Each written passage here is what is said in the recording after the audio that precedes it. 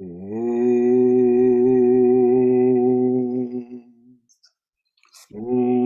Sahana Vavatu Sahano Bhunaktu Sahaviryam Karavavahai Tejasvinavaditamastu Mavidvishavahai.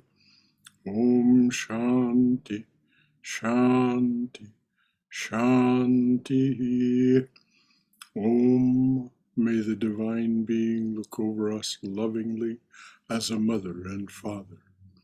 May the Divine Being support and nourish us as a mother and father.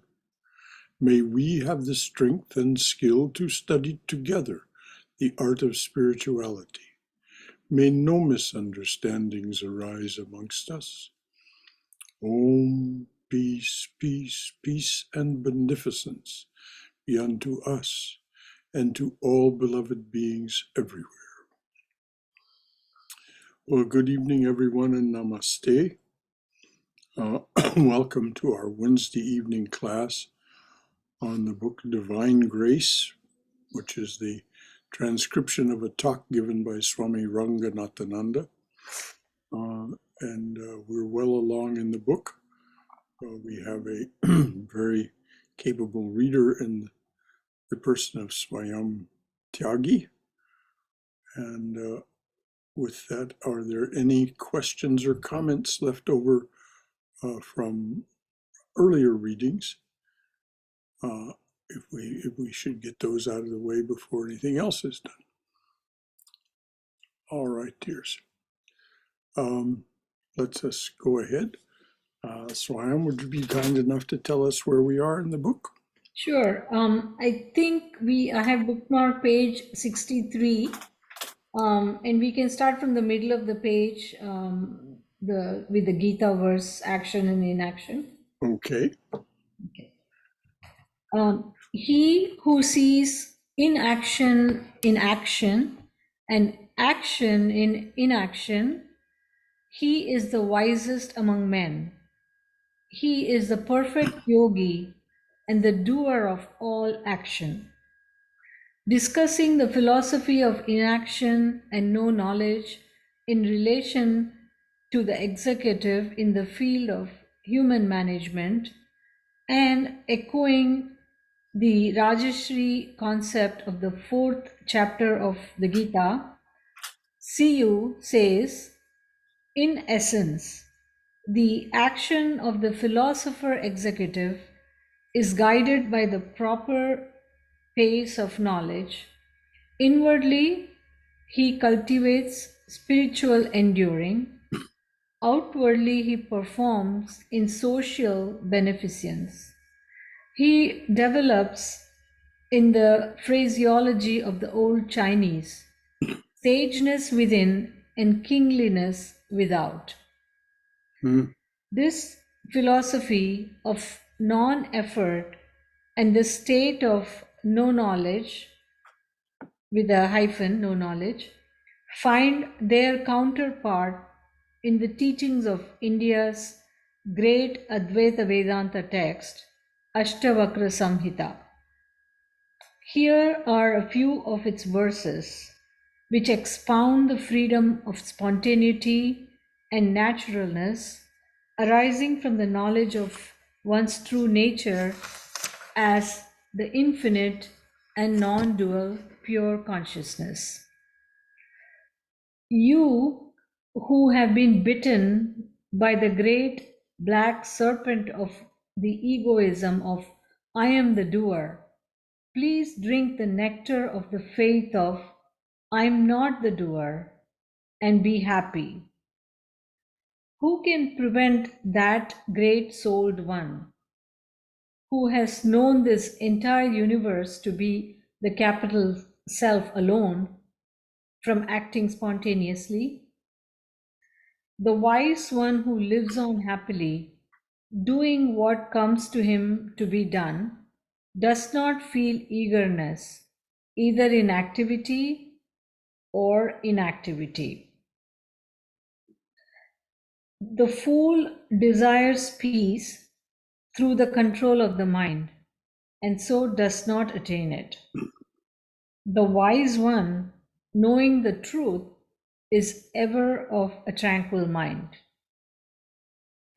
Whoever, by virtue of the realization of his true nature, does not feel distressed, even in the practical life, as people attached to the world do, and remains unagitated like a vast lake, with all his sorrows gone, he shines. With the fool, even inaction becomes action, but with the wise, even action results in the fruit of inaction.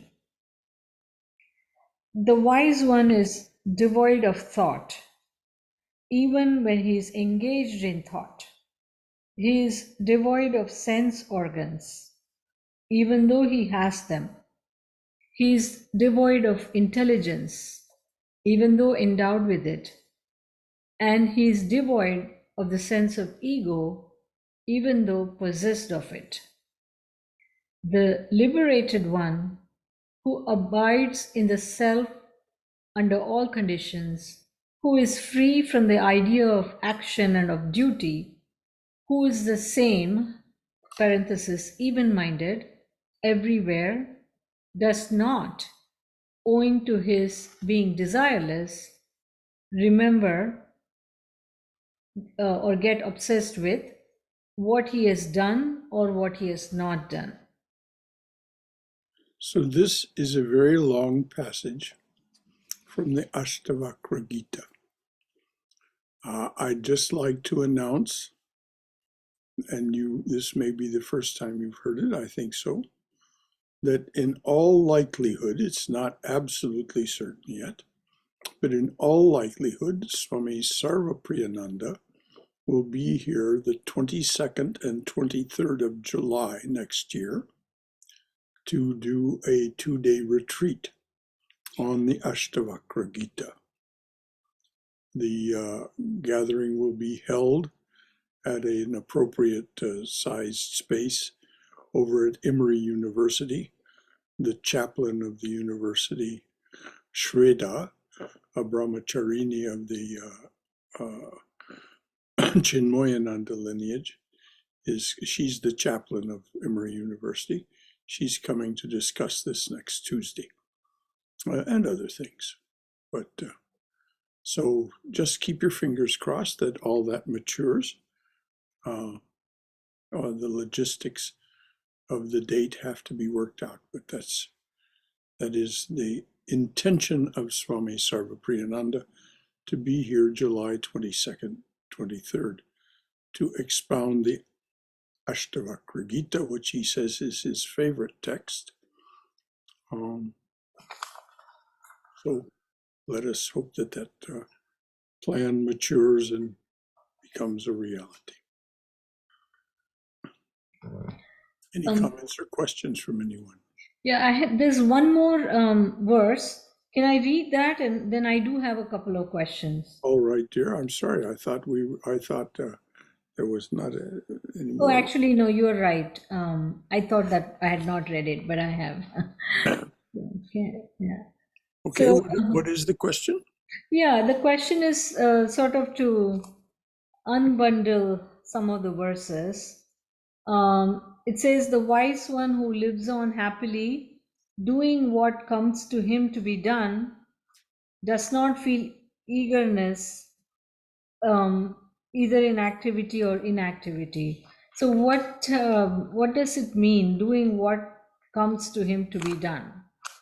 If you think about what's said by Sri Krishna in chapter 5 of the Gita, he says, I believe it's chapter 5, it could be 6, but he says, it becomes the yogis, the one who is ascended to some degree in meditation, to the heights of meditation, as he says,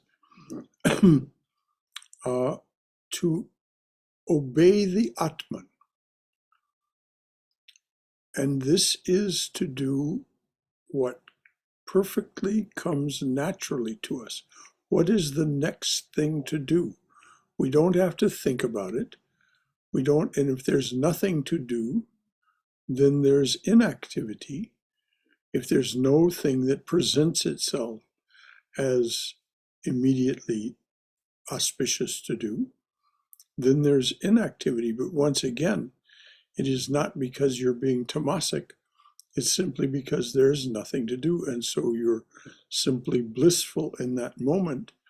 And if there is something to do, then you simply do it to the best of your ability with the resources available to you. And you just go on to the next moment and the next moment and the next moment, as Sri Krishna says, obeying the Atman. This is not an esoteric concept. It is a very practical one. But it comes to you when you no longer have, as Sri Krishna says, any feeling of anxious lust or lustful anxiety. In other words, no desires. Through your meditation, you come to occupy that desireless witness position. And so the witness sees with perfect clarity, as Sri Ramakrishna says, you see as a matured ego, you see with perfect clarity what it is to be done or not done in the very next moment. That's the understanding from here, dear. Does that make sense? Yes, absolutely. In the meanwhile, though, like until we get to that state, for example, like when you're a student, you want to study, you want to, make good grades, you want to get in such and so you're actually seeking out. How do we differentiate that between what comes to you? Well, how do you apply this to yourself, dear? What is this argument about being a student, and how does it apply to you? When I'm saying, But don't worry about what you were. It just told you in this that you don't think about what was. That's one of the things that you don't do.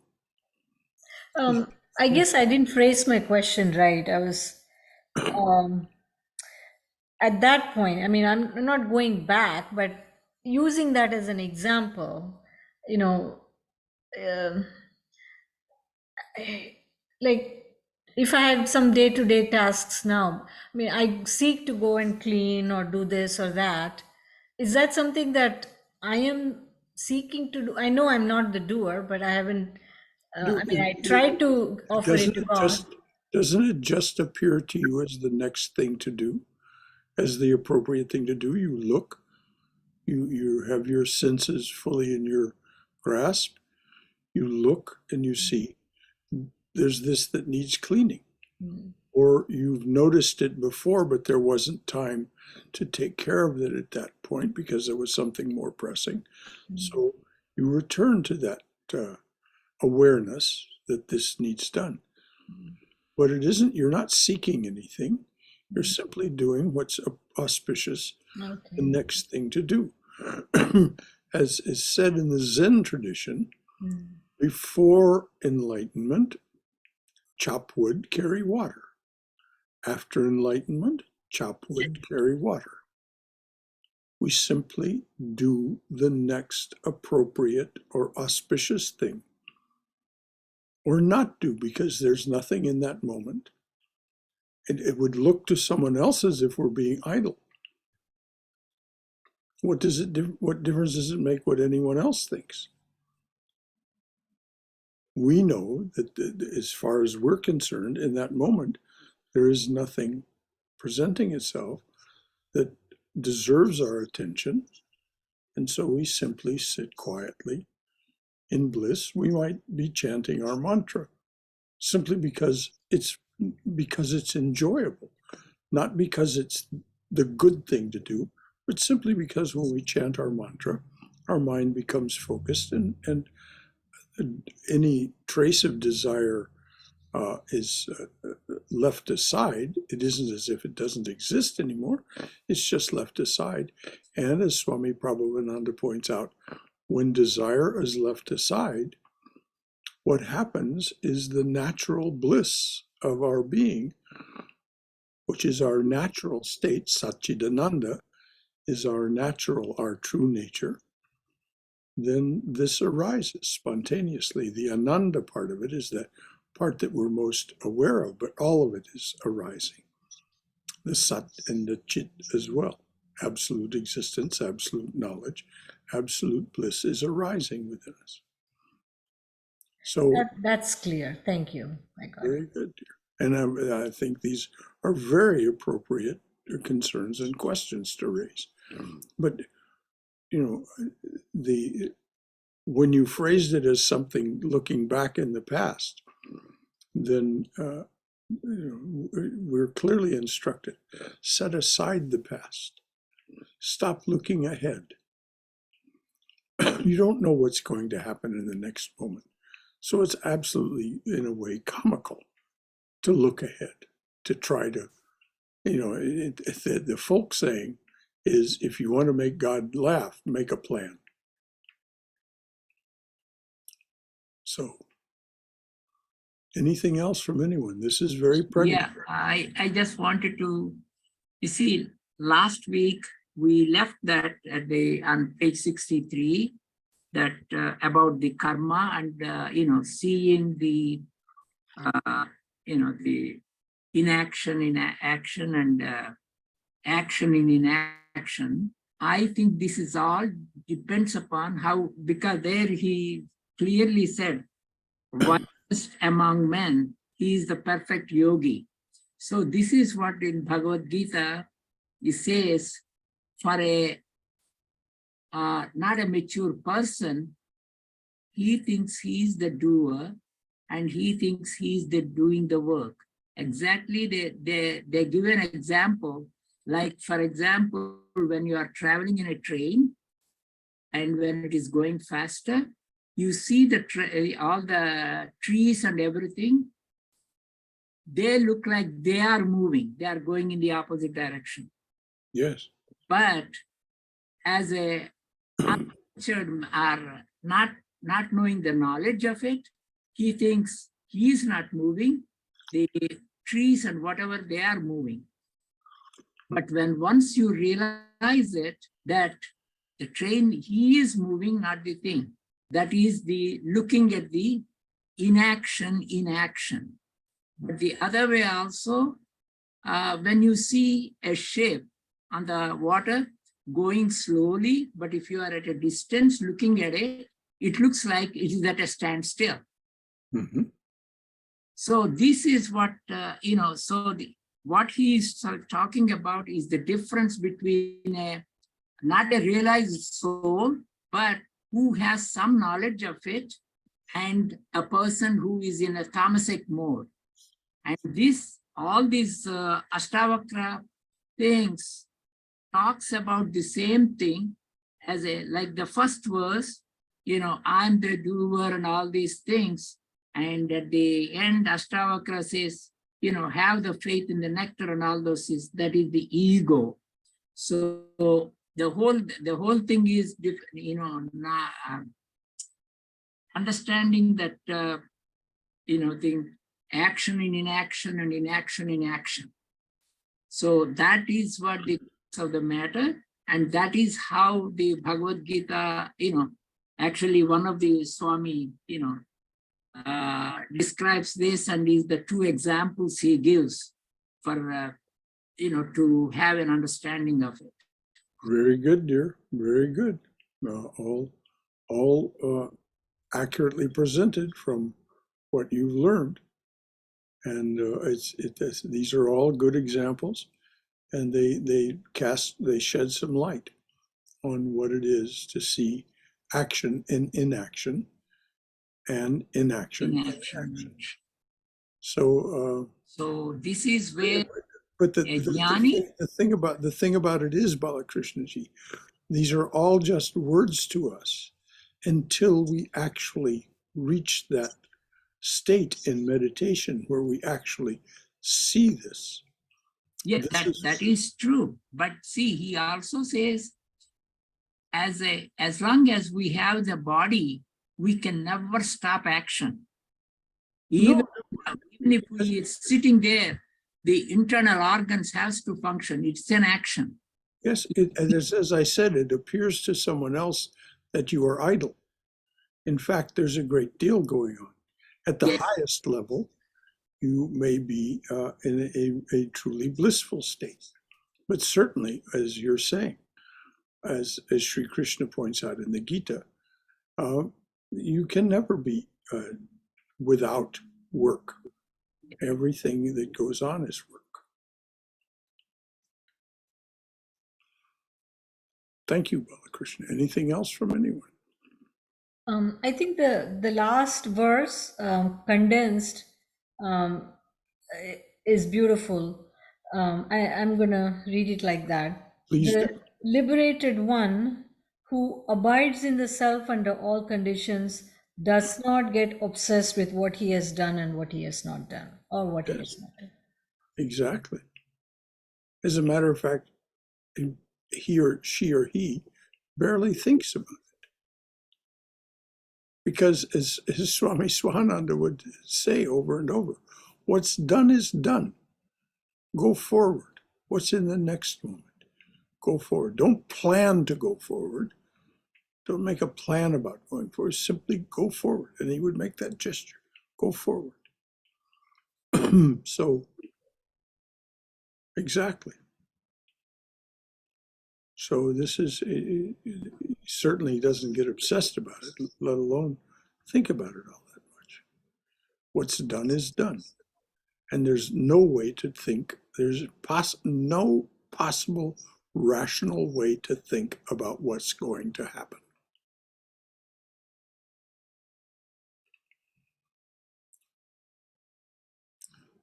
Anything else from anyone, or shall we read on?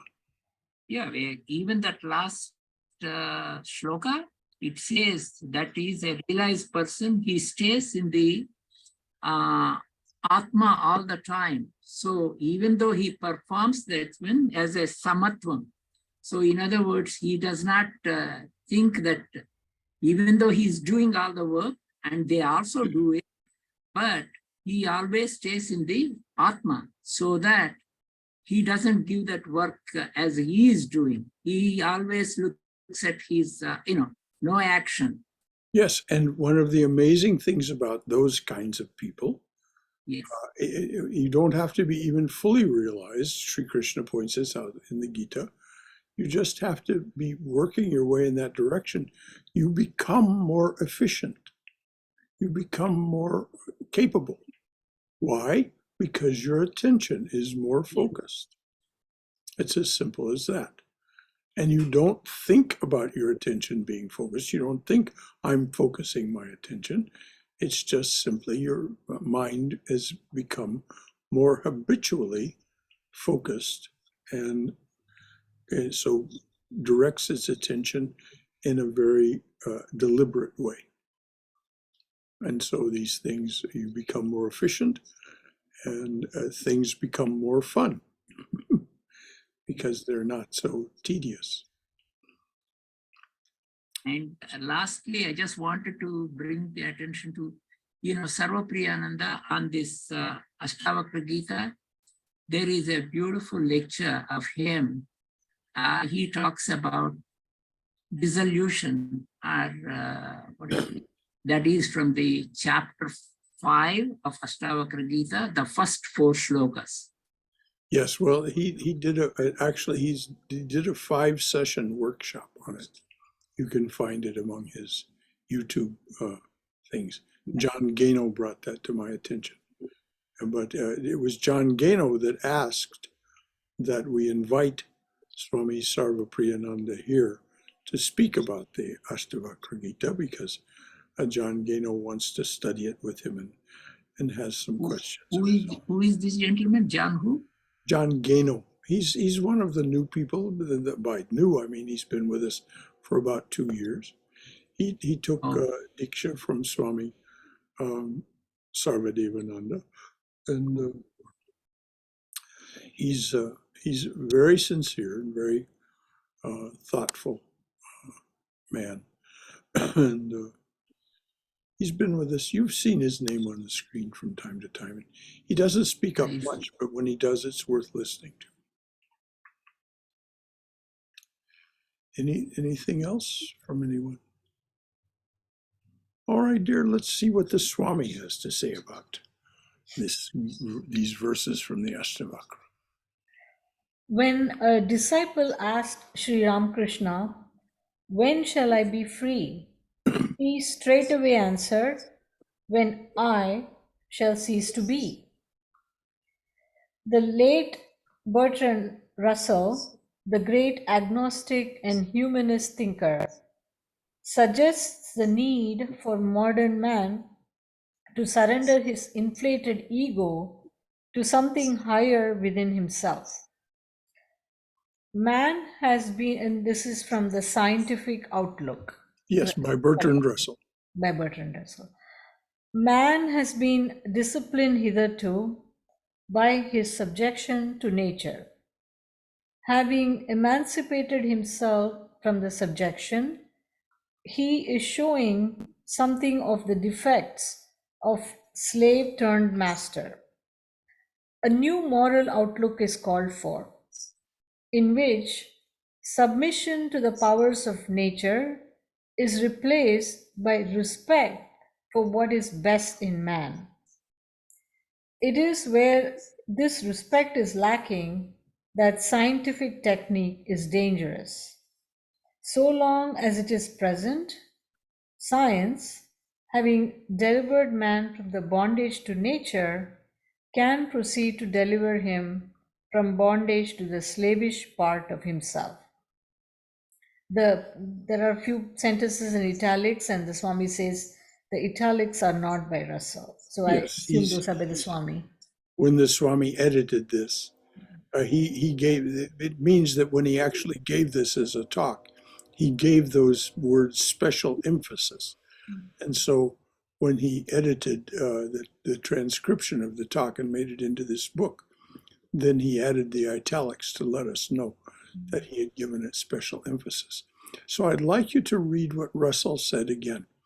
Uh, and let us listen to him in terms of who is the doer. Okay. Man has been disciplined hitherto by his subjection to nature.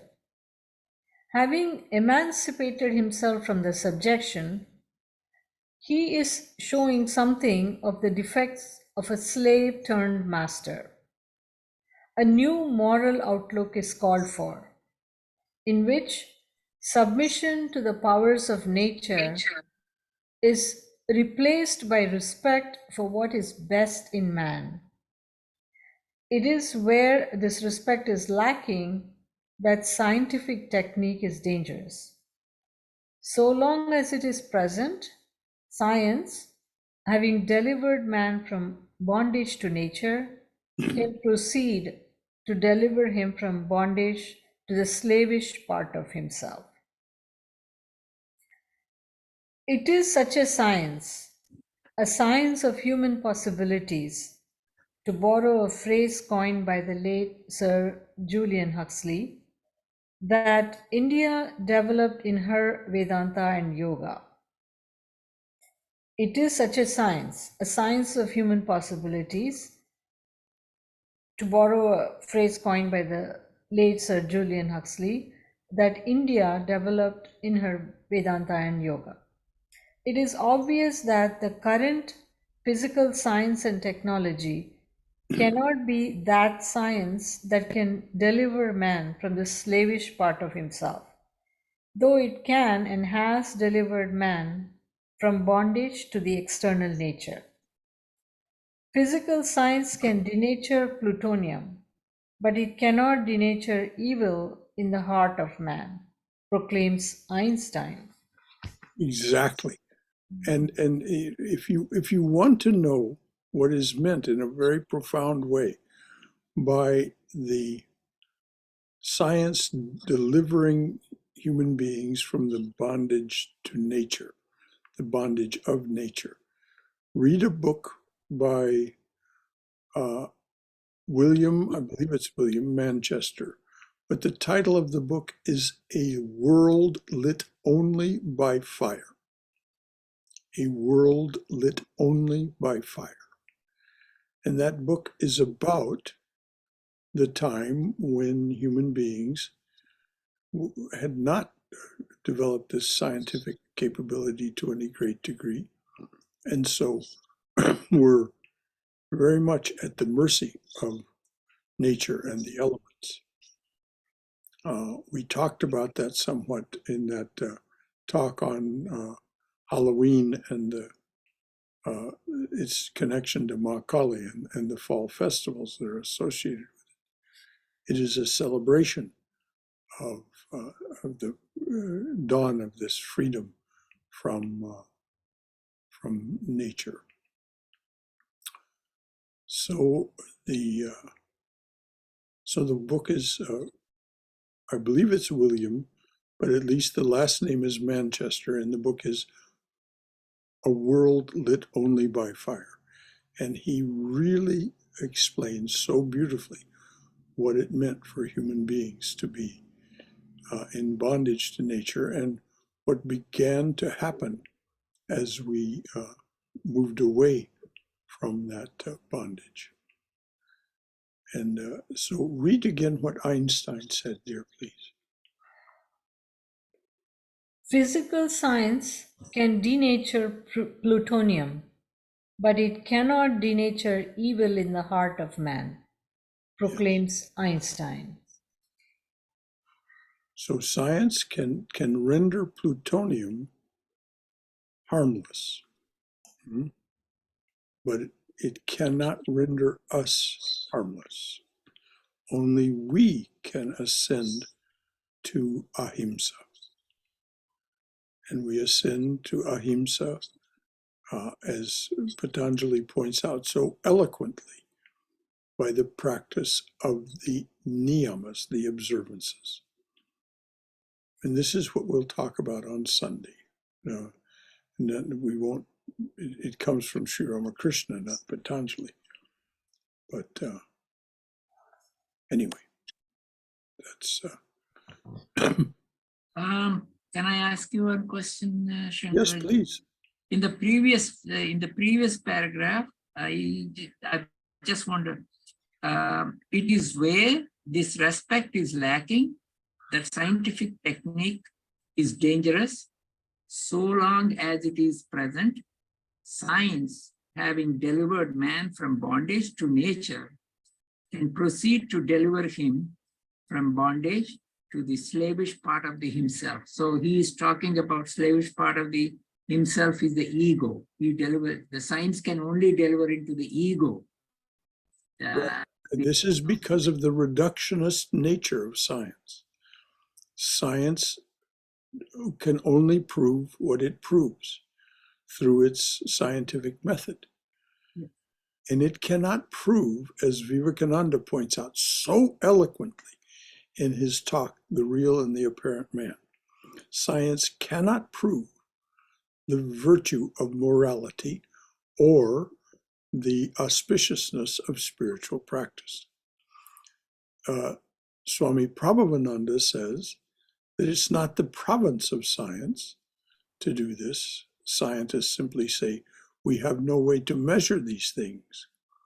But then Swami Prabhavananda goes on to say that science's attempt to come to grips with the nature of reality, which the Swami refers to as the ocean of consciousness. He says it is like trying to empty the ocean of consciousness with a teaspoon. Our left mind and all of its attributes is simply not up to the task. So this is why we have to have recourse to this the divine grace that Swami Ranganathananda has been leading us toward. There was that wonderful section on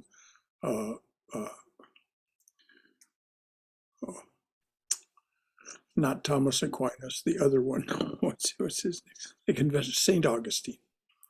And that wonderful section on St. Augustine and how he left his left mind behind and came to his heart.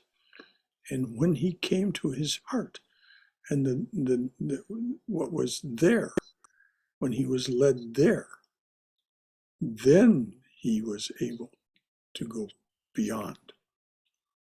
And this is what the Swami is telling us in so very many ways. We must go beyond. We must go beyond, which is done through meditation and even our desire to practice spiritual disciplines is evidence of divine grace. Grace being what? Grace is the manifest evidence of the divine presence within. Yeah, this is the same thing as the science takes you outwardly, whereas the Vedanta takes you, who are you? What yes, you are. Exactly. Yes, it takes you inward. Science focuses its attention, and it can be magnificent. Yeah. There's no two ways about it. This is why Vivekananda encouraged it so. I mean, this new James Webb telescope and what it's discovering, the latest issue of Scientific American is devoted virtually in its entirety to in the cover, the title cover is A New Era of Astronomy, because it has revolutionized astronomy. But it is still an amplification of our senses. It is outward directed. And as long as we're outward directed, we're in terms of being free, in terms of grace, we are misdirected. This is what the Gyanis mean when they say all of our miseries in life are caused by seeing inaccurately. We misdirect our attention. Anything else from anyone? Brother Shankara? Yes, dear. Who is this Sir Julian Huxley, and what is the science of human possibilities that he... It's his book. It's one of his books, and he was a relative. I don't know if he was an uncle or whether he was Aldous Huxley's father. Aldous Huxley was Swami Prabhavananda's disciple, and Julian Huxley was his immediate in the previous generation. And he was a great mind, great thinker. He and Bertrand Russell and George Bernard Shaw and those people were, they were perfect evidence that Saraswati had come into the world and was inspiring all of these great minds that came from wherever minds come from. And as was pointed out, sometimes they're agnostic and very rarely atheist, but they may be agnostic. They simply say that I don't know, which is a perfectly legitimate position.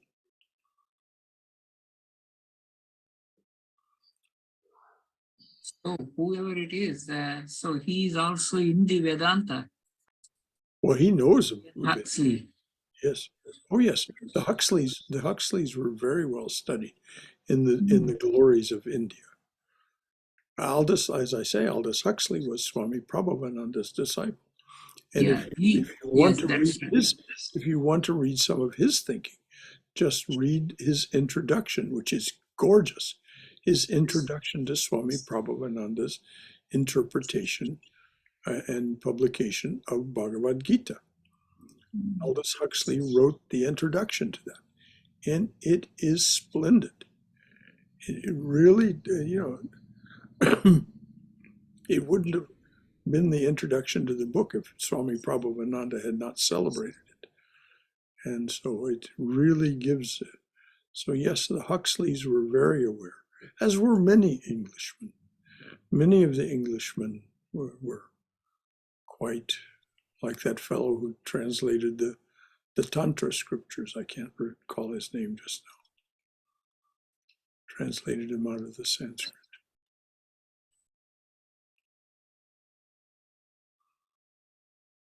Anything else? All right, dear, please read on. Spontaneity through non-effort appears where the small self is thus surrendered to something higher than itself, where the self has emancipated itself from the stagnation of its sensate tether. It finds expression not only in sainthood, but also in some aesthetic achievements and some discoveries of scientific truths in the physical sciences, and generally in all creative insights beyond and above all intellectual and logical knowledge. And and again, I have a recommendation for a book. If you want to know what he's talking about here, I'll ask you to read this again. There is a wonderful, wonderful book called this aesthetic achievements and intellectual achievements and so on. The book is Gödel, Goedel, Gödel, Escher, Escher, Bach, Gödel, Escher, Bach. And it's Gödel was a mathematician, Escher was an artist, an absolutely revolutionary artist, because he managed to get down on paper that which was physically impossible, and his rendition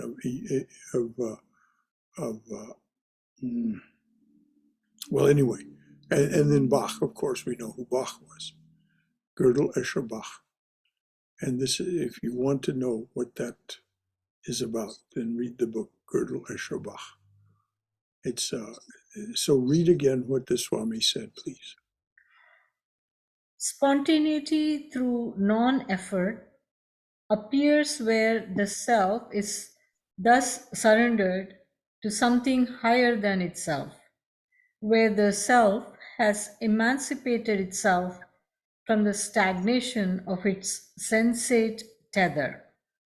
It finds expression not only in sainthood, but also in some aesthetic achievements and some discoveries of scientific truths in the physical sciences, and generally in all creative insights beyond and above all intellectual and logical knowledge. Yes, and here's what is pointed to when it comes to a Bach. This is a quote from that book. Anyone who has prayed as much and worked as hard as I have can do the same. Anyone who has prayed as much. Now, prayer takes us beyond just exactly what he says, beyond intellectual and logical knowledge, prayer. And then Bach worked. Now, again, an example from the book. Bach went to one of his patrons, a baron something or other. In those days, people existed on patronage. And Bach visited him, and the patron said to him, Herr Bach, will you improvise us a fugue? Now, those of you who know something about music know that a fugue is a very complicated form that uses practically all of the devices of Western classical music and marries them to first one theme is introduced and developed, and then a second theme is introduced, and then they are woven together. The weaving them together is the fugue. You can listen to Toccata and Fugue in D minor, for example. Bach's Toccata and Fugue in D minor. What did Bach do? He sat down at the harpsichord and he improvised a 6-part fugue. Now, to be able to write a 2-part fugue successfully, John Schlink told me, John Schlink, the musician who used to live here, to be able to write a 2-part fugue successfully is a musical accomplishment. But this is exactly what is being pointed to here. Bach was beyond doing things intellectually. He did them totally spontaneously. He improvised a 6-part fugue. Is this attainable for us? Yes. Anyone who works as hard and prays as much as I have can do the same. Now, our attainments may be very, very different.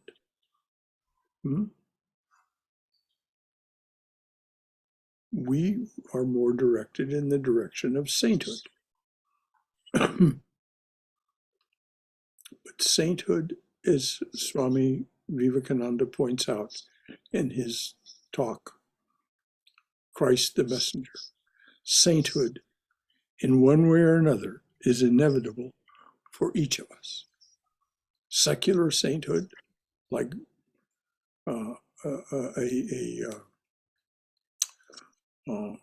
Dr. Richard Feynman, or sainthood like Bach or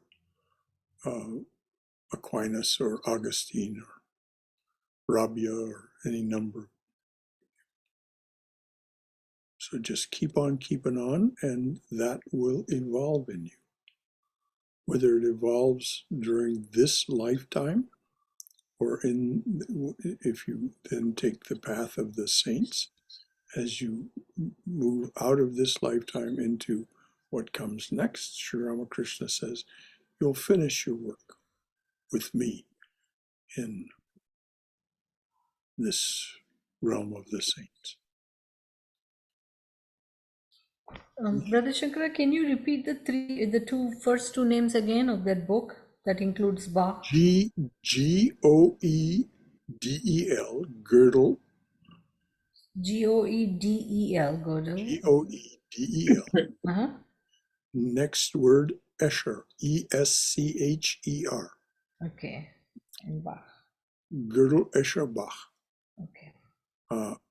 I knew the author's name at one time, but I don't recall it now. An Eternal Golden Braid is the name, I guess. It says.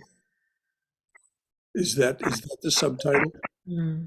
Ah, how lovely. I'd forgotten that. The Eternal Golden Braid. The author's name is Douglas Hofstadler. Yes. Hofstadler. Hofstadler. Yes. The Eternal Golden Braid. Ooh, how gorgeous.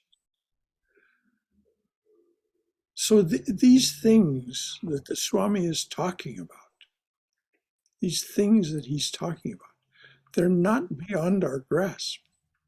This is why he gave this gorgeous talk to those devotees, and many of them, I suppose, were not devotees, but they were members of the Shivananda Ashrama of Perth, Australia, in 1978.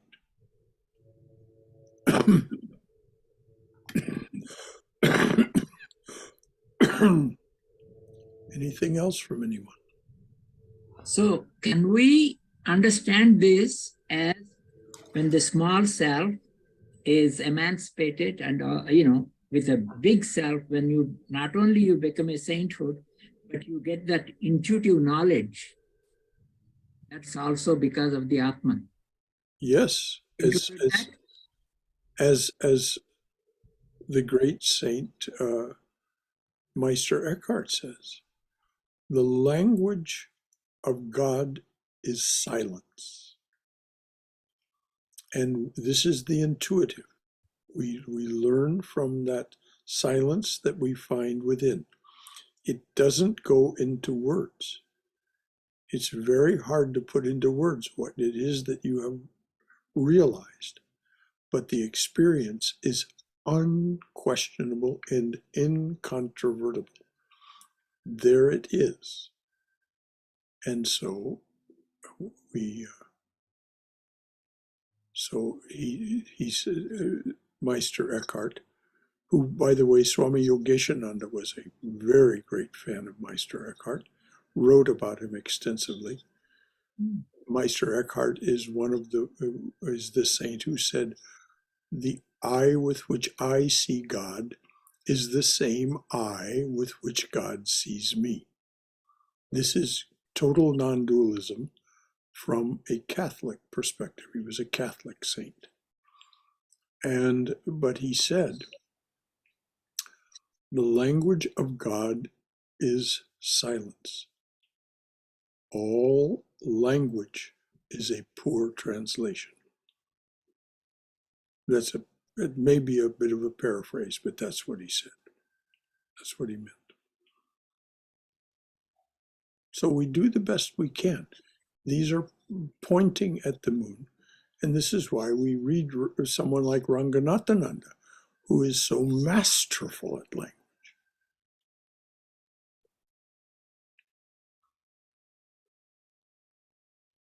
But I mean it about that book, Gödel Escherbach. If you want to know what is meant by this last statement, beyond,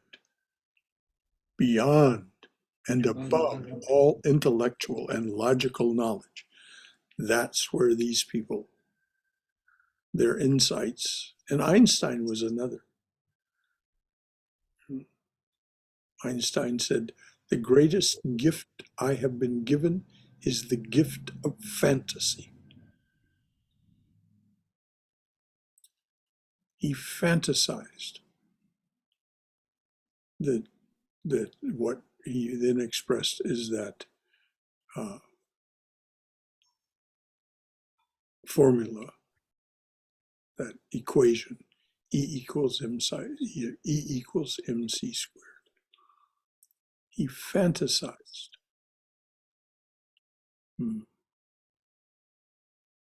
the truth that he then expressed in that equation. Beyond all intellectual and logical knowledge. Anything else from anyone? It's pretty close to the end of the hour.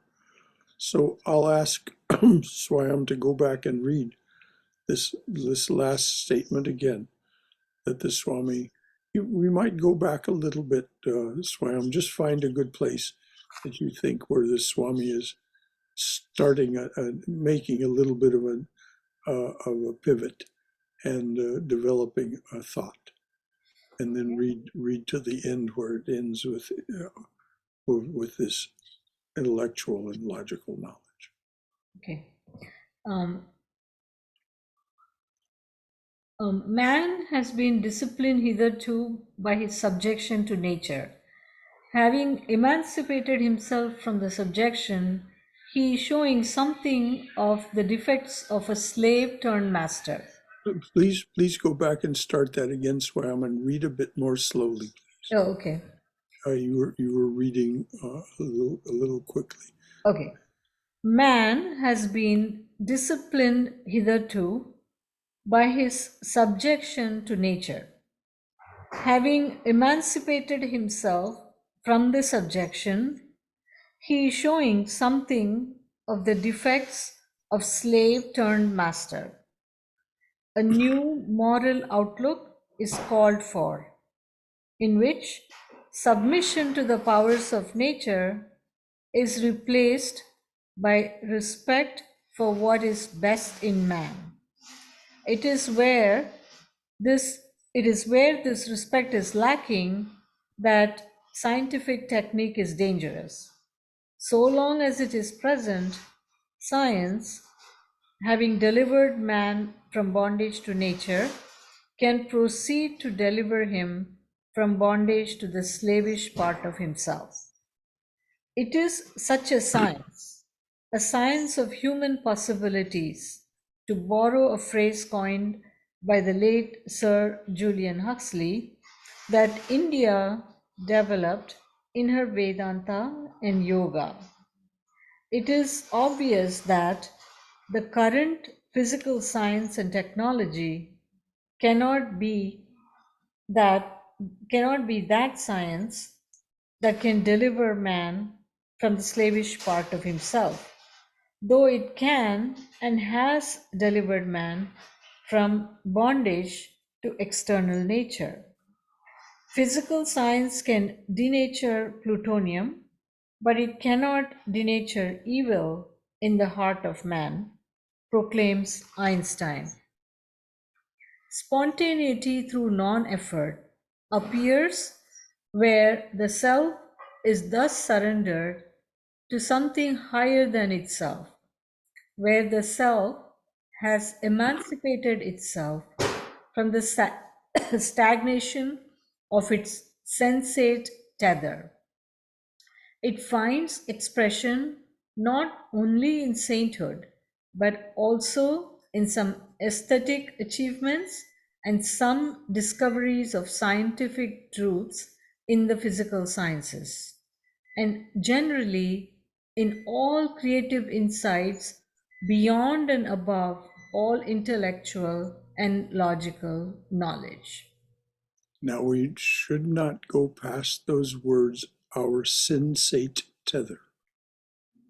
This is the root of our difficulty, our attachment to the senses, to the body, to our genetic imperative to reproduce, which leads to lust, and our imperative to feed ourselves, which leads to greed. Lust and greed are the ego itself and our sensate tether. This is the argument made by John Dobson in his talk, The Equations of Maya. Again, something worth your attention. The Equations of Maya by John Dobson. If you want a copy, just send me an email. I'll email it to you. Our sensate tether, our addiction, and it's more than gross, it is subtle. Our addiction to the things of the senses is why Patanjali starts with the yamas and the niyamas, and then develops the next 4 limbs of his yoga from there. So that the first 6 limbs of his yoga are this going beyond learning to free yourself from this sensate tether and becoming able to reach these insights that are above and beyond. Any final comments or questions from anyone? All right, dears. We'll leave it there. Of course, from here, there is a profound wish that you have a joyous and satisfying Thanksgiving, that it be real and true Thanksgiving, that be the focus. Of course, there is a feast. Yes, that's wonderful. Feasting is just fine. But if we offer that feast to the divine with great earnestness and a true sense of gratitude, the, the, the moments of the feast will be transformed for us. So may you have the most joyous and fulfilling Thanksgiving. May it be all that you would ever wish it to be. And know that your presence at any Thanksgiving gathering that you attend will be a great beneficence. It will be an auspicious presence and uplift that. Even if you never say a word about any of these things that we've been talking about or can talk about in the sense of spiritual principles and practices. It is a wonder that devotees become a radiance wherever they are. Any final thought from anyone? Brother Shankara, was it in your last talk about Einstein, some thing for the Thanksgiving, that either you can not believe in any miracles or feel like all life is a miracle? Yes, he said, there are two ways to live life, as if nothing is a miracle or as if everything is a miracle. And of course, this is the second way, is how he lived his life, and it is one of the ways.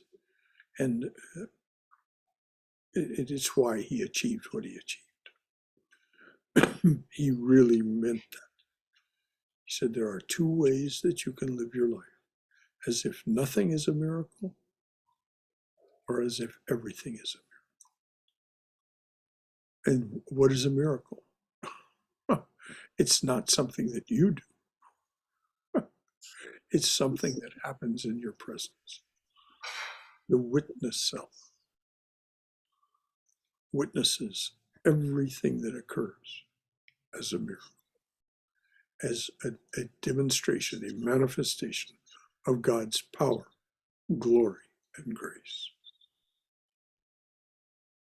Is that not cause for gratitude?